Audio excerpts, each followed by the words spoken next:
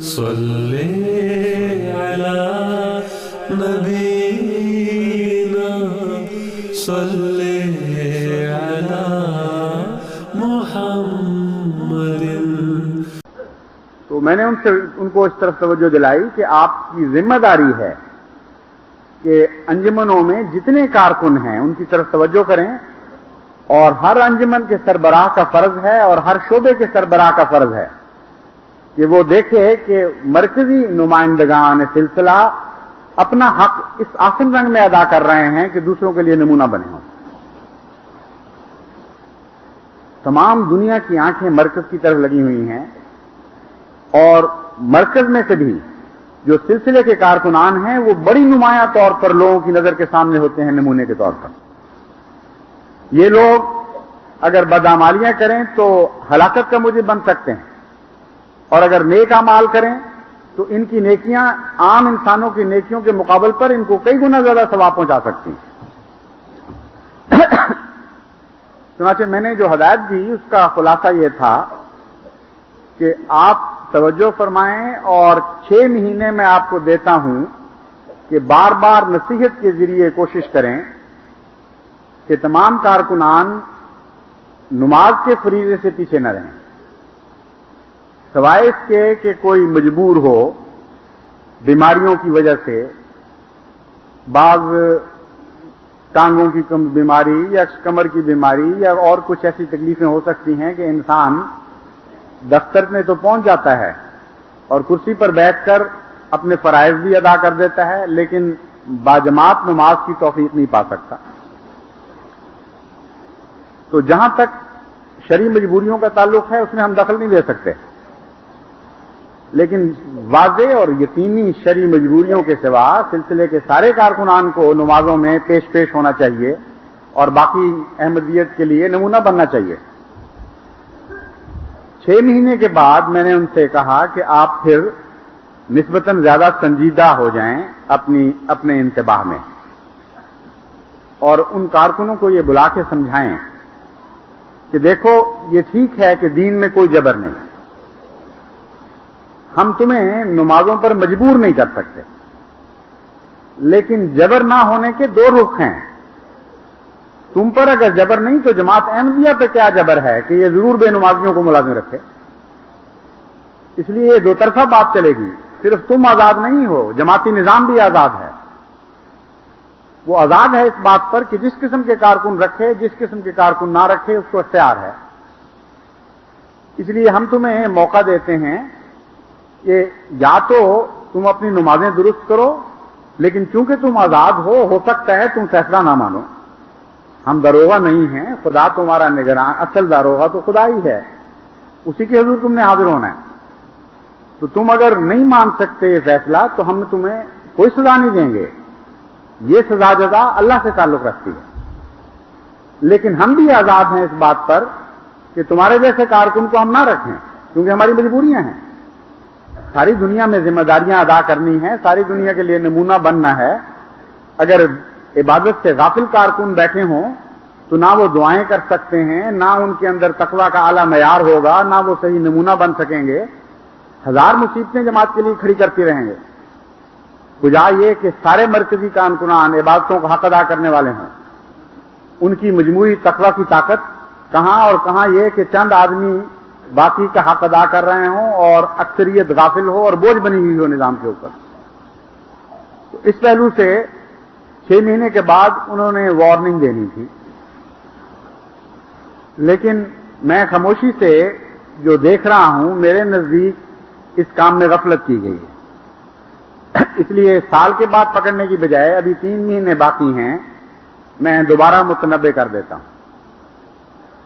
یہ بات مجھے اس وقت سے یاد ہے، مسلسل یاد رہی ہے، اور نمازوں پر جب میں نگاہ ڈالتا ہوں تو یاد آتی رہتی ہے۔ اس لیے یہ خیال دل میں کوئی نہ لائے کہ میں بھول چکا ہوں۔ یہ جو فیصلہ ہے اس پہ بہرحال عمل درآمد ہوگا۔ اللہ تعالیٰ سلسلے کو بہتر کارکن دے دے گا، مجھے قطعاً کوئی پرواہ نہیں کہ بے نمازی نکل جائیں تو ہمارے کام کون کرے گا۔ بے نمازی نکلیں گے تو کام بہتر ہوں گے، میں یہ آپ کو یقین دلاتا ہوں، اور آپ کو یقین آئے نہ آئے مجھے یقین ہے اس بات کا، کیونکہ خدا کا کلام جھوٹا نہیں ہو سکتا۔ خدا کا کام خدا کی عبادت کرنے والے یہ ادا کرنے کا حق رکھتے ہیں، دوسروں کو یہ حق نہیں ہے، اور وہ کریں بھی تو اس آسن رنگ میں نہیں ادا کر سکتے۔ اس لیے میں آپ کو متوجہ دوبارہ کر رہا ہوں، ساری انجمنوں کو بھی اور ساری جماعت کو سنانا چاہتا ہوں، کیونکہ آج مشاورت پر پاکستان کی تو اکثر جماعتوں کے نمائندے آئے ہوئے ہیں اور باہر کی دنیا سے بھی نمائندے آئے ہوئے ہیں۔ تو جو بات میں یہاں سنا رہا ہوں آپ کے سامنے، اس کی حکمت یہ ہے کہ آپ اپنی اپنی جگہ پر بھی اسی طرح جواب دہ ہوں گے۔ ہر جماعت کی مجلس عاملہ، ہر جماعت کی تنظیم، خواہ وہ توئی انجمن کی ہو یا مرکزی حیثیت رکھتی ہو، وہ ہر جگہ بالکل اسی طرح ذمہ دار ہے۔ عجیب و غریب بعض دفعہ واقعات سامنے آتے ہیں کہ مجلس خدام الاحمدیہ کی عاملہ کا اجلاس ہو رہا ہے اور وہاں نماز با جماعت کھڑی ہو جاتی ہے اور عاملہ کو پرواہی کوئی نہیں۔ وہ سمجھتے ہیں ہم اتنے سنجیدہ ہم کام میں مصروف ہیں کہ نماز سے ہم اوپر ہو گئے ہیں۔ جیسا کہ میں نے بیان کیا تھا، جب پانی کشتی سے اوپر آئے گا تو ہلاک کرے گا، کشتی میں طاقت ہی نہیں ہے کہ پانی کو سنبھال سکے۔ اس لیے آپ نے عبادت کا غلام بننا ہے تو زندگی پانی ہے۔ اگر عبادت کو اپنا غلام بنانے کی کوشش کریں گے تو لازماً آپ ہلاک ہوں گے۔ اسی طرح بعض دفعہ عمرا کے متعلق پتہ چلتا ہے کہ وہ اپنی میٹنگز میں بیٹھے ہوئے ہیں اور بسا اوقات صرف سنجیدہ باتیں نہیں ہو رہی ہوتی، بیٹھ کے شغل کی باتیں بھی چل رہی ہوتی ہیں اور نماز ہوتی ہے اور پرواہ نہیں کرتے۔ تو جن باتوں کا مرکز پابند ہے انہی باتوں کی جماعتیں ہر جگہ پابند ہیں، اس لیے آپ کو اس طرف توجہ دینی پڑے گی اور بہترین نمونے قائم کرنے پڑیں گے جماعت کے ذمہ دار آدمیوں کو۔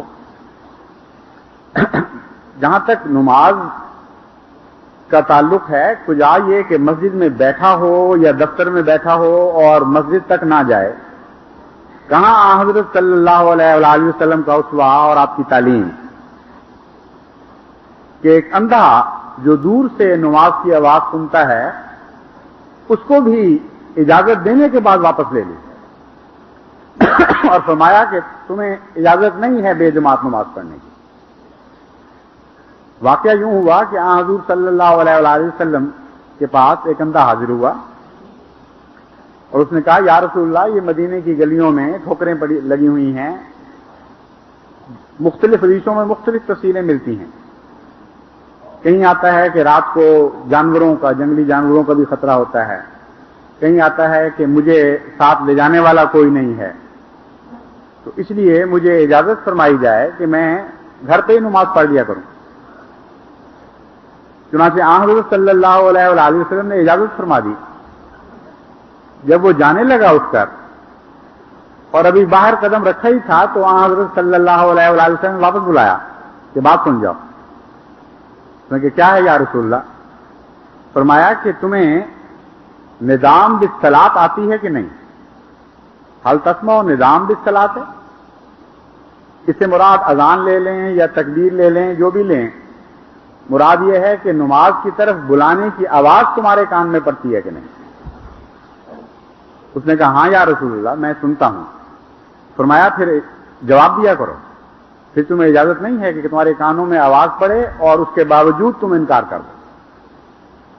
حضرت صلی اللہ علیہ وآلہ وسلم کا عجیب تعلیم کا طریق تھا، اتنا لطیف، اتنا پیارا کہ باتوں کی تہ میں ڈوبیں تو حسن ہی حسن نظر آتا ہے۔ تعلیم یہ دی کہ تم آنکھوں سے تو محروم ہو، کانوں کو کیوں ثواب سے محروم رکھتے؟ جن اعضاء کے ذریعے تمہیں خدا کی طرف بلایا جا رہا ہے وہاں سے تو لبیک کہہ دو۔ ایک بدقسمتی کے نتیجے میں دوسری بدقسمتی کیوں مول لیتے ہو؟ تو حضرت صلی اللہ علیہ وآلہ وسلم کا تعلیم کا طریق تو یہ تھا، یہ کہ ہر طرف سے اذانوں کی آوازیں آ رہی ہوں، نماز کی طرف بلایا جا رہا ہو اور کارکنان سلسلہ یا عاملہ کے ممبران یا سلسلے کے دیگر کارکنان خاموشی سے سن رہے ہوں جیسے کسی اور کو بلایا جا رہا ہے۔ یعنی بہرا جس کو کہتے ہیں اس کی اور کیا تعریف ہے؟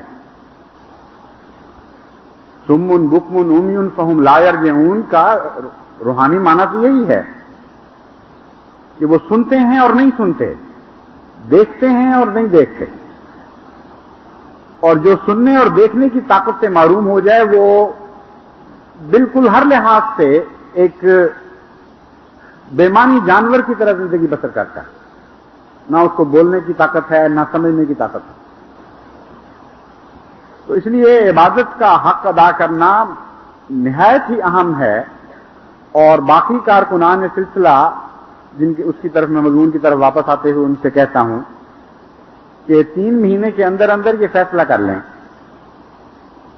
कि सिलसिले की मुलाजमत करनी है या नहीं करनी। जहां तक उनके इस फैसले का ताल्लुक है, वो आजाद हैं, जो भी फैसला करें उनकी मर्जी होगी। लेकिन अगर वो इबादत की खातिर इबादत करें, ना कि मुलाजमत की खातिर, और अल्लाह ताला से ताल्लुक कायम करने की खातिर नमाज पढ़ें, तो यही सबसे अच्छा सौदा है। और ऐसे ही कारकुनान की सिलसिले को जरूरत है। अगर वो किसी वजह से ये फरीजा अदा नहीं कर सकते तो हमें एहसान के साथ उनको अलग करना होगा और उनकी फरिश्ते बन जानी चाहिए और उनसे मामला तय हो जाना चाहिए। एहसान बहरहाल जरूरी है जुदाई में, इसलिए उनके हकूक उनको अदा होने चाहिए। और आसन रंग में इफाम तफीम के साथ उनको कहा जाए कि मजबूरी है, तुम्हें सवाब होगा इस अलहदगी में, क्योंकि अब तुम बार बने हुए सिलसिले पर फिर बोझ हल्का कर दोगे सिलसिले का।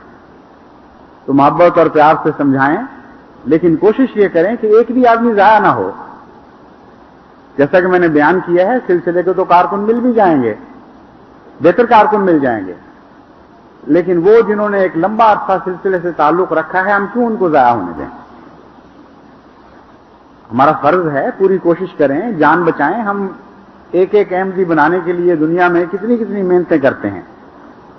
तो बने हुए अहमदी जो मरकज के इतना करीब आए हुए हों, जिनको तौफीक मिली हो सिलसिले की खिदमात की, उनको जाया नहीं होने देना चाहिए। इसलिए इस मामले में बेइतनाई नहीं करनी।